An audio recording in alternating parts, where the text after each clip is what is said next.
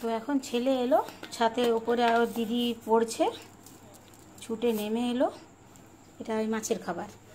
তো ছুটে এসে বলছে, জানো মা, একটুখানি বাথরুম গেছিলাম, একটুখানি জল পড়ে গেছে, কোমরে হাত দিয়ে বলছে, তার জন্য দিয়া আমাকে মারলো জানো। এখন ছাদে তাদের বিচার করতে যেতে হবে। আমি বলেছি যা, আমি যাচ্ছি, দিদির বিচার করব। তার দিদির একটু বিচার করতে যেতে হবে ছাদকে। মাছগুলোকে খেতে দিয়ে দিয়েছি, আজকে আর রাখতে দিব না।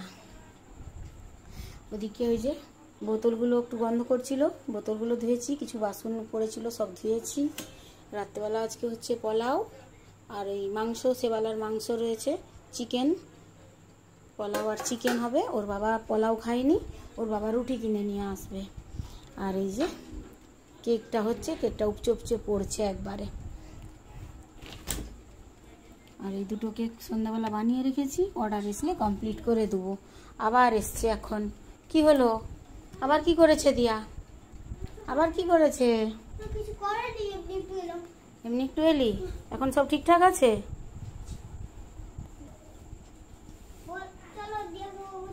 দিয়াকে বকতে হবে? আচ্ছা চলো দেখি দিয়া কি করছে। আয় বাবু, আয় বাবু, ছাতে আয়।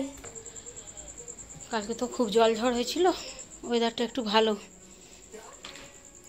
মামনি আজকে এসি চালাইনি, এখনো রাত্রে চালাবো। ঘরটা তো গরম লাগছে, তুই ফ্যান চালাওনি? ওই যে জানলা দিয়ে বাতাস এসছে, তার আশায় বসে আছে। আর টিভিও। ভাইকে বকছিলি কেন রে?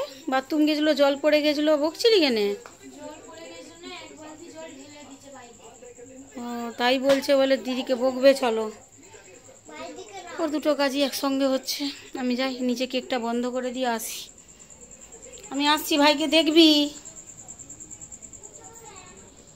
কেকটা হয়ে গেছে, গন্ধ ছাড়ছে।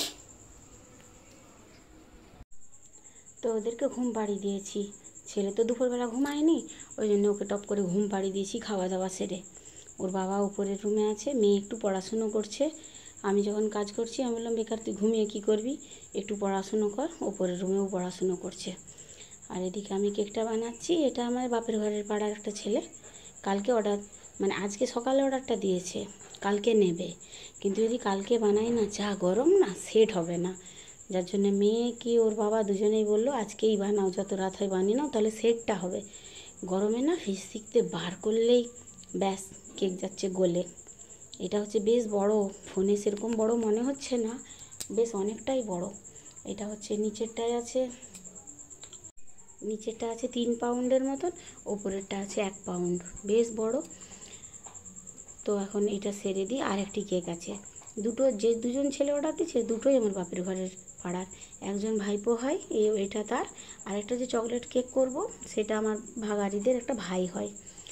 তো এখন কেক অর্ডার হলে না, আমি একটু আগের দিনই বানিয়ে নিই। আগে কি করতাম, 1 ঘন্টার মধ্যে শীতকালে দেওয়া যায়, কিন্তু এই গরমে না আগে থেকে করে রাখলে হবে না। আর ছোটো ছোটো যে কেকগুলো, সেগুলো আমি করে রেখে দিই, নাহলে জমেটো সুইগির ছেলেগুলো এমনভাবে নিয়ে যায়, কেক বোর্ড থেকে সরে পালিয়ে যাবে। ওই জন্য আগে থেকে 2 দিন আগে থেকে করে রাখলে বেশ বোর্ডে সেট হয়ে চিটে যায়। কেকটা আমার প্রায় কমপ্লিটও হয়ে গেছে।